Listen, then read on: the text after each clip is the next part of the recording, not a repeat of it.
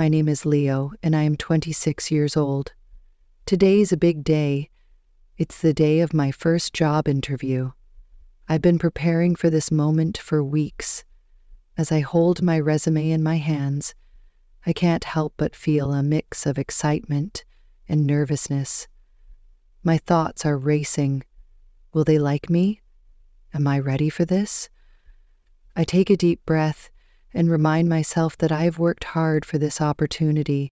I spend a few moments going over the key details of the interview in my head.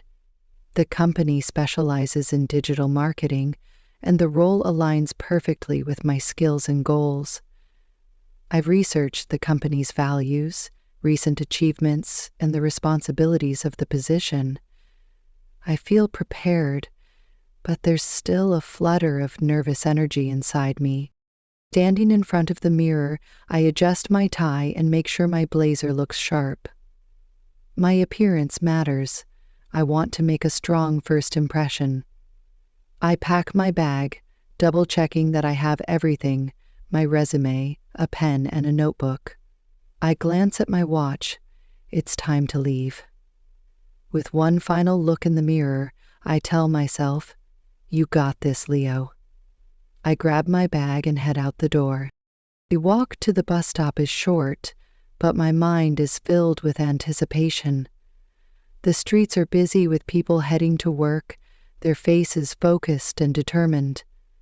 I join the crowd at the bus stop, clutching my bag tightly. When the bus arrives, I step inside and find a seat. The city outside the window is a blur of motion. Cars honking, pedestrians hurrying, and shop windows gleaming in the morning light. I close my eyes for a moment, focusing on calming my nerves. As the bus nears my destination, I open my notebook and glance at my notes one last time. I remind myself why I want this job. It's not just a paycheck. It's the first step toward building a career I'm passionate about. The bus stops, and I step off onto a bustling street. The office building looms ahead, tall and modern.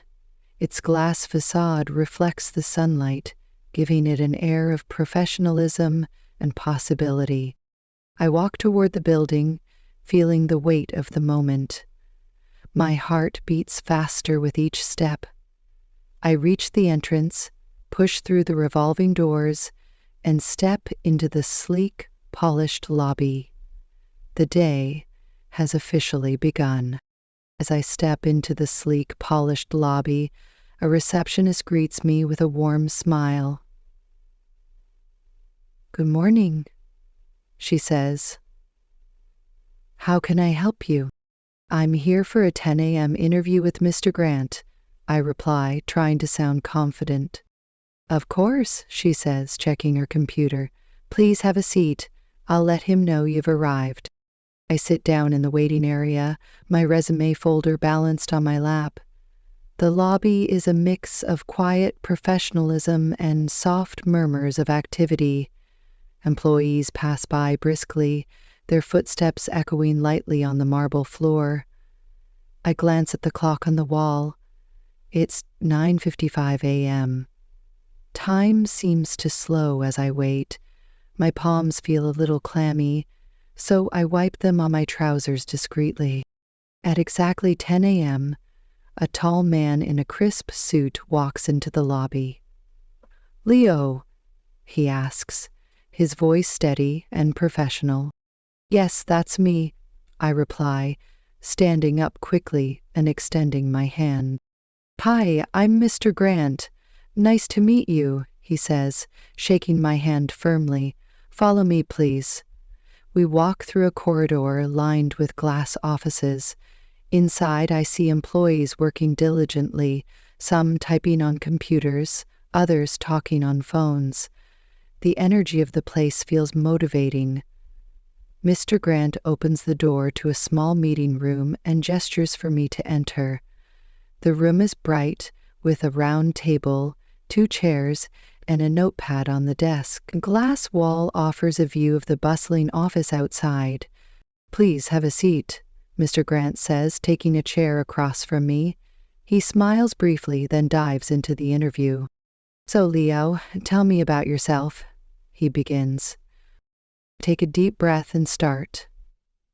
My name is Leo, and I'm 26 years old. I recently graduated with a degree in marketing, and I've been passionate about creative problem solving and teamwork throughout my studies. I'm particularly excited about this opportunity because it aligns with my skills and career goals. Mr. Grant nods, jotting something down in his notebook. His expression is neutral, but I can tell he's listening intently. Why do you think you're a good fit for this role? He asks next. I've prepared for this question. I believe I'm a good fit because I bring fresh ideas, strong analytical skills, and a willingness to learn. During my internship at a local agency, I worked on a campaign that improved engagement by 20%. That experience taught me how to combine creativity with strategy, which I believe will be valuable here. The questions continue, covering everything from my strengths to how I handle challenges. One question catches me off guard. What's a weakness you're working on improving? I pause for a moment and respond honestly. I sometimes get too focused on details, but I've been learning to balance that with the bigger picture by setting clear priorities. Mr. Grant seems to appreciate the candor. The conversation feels less like an interrogation and more like a discussion. He asks about my hobbies, and I tell him about my interest in photography. He mentions that the company occasionally uses in-house talent for projects, which sparks an exciting thought. I realize this role might offer more opportunities than I had imagined. Toward the end, Mr. Grant leans back in his chair and smiles. Do you have any questions for me? Yes, I reply, seizing the moment.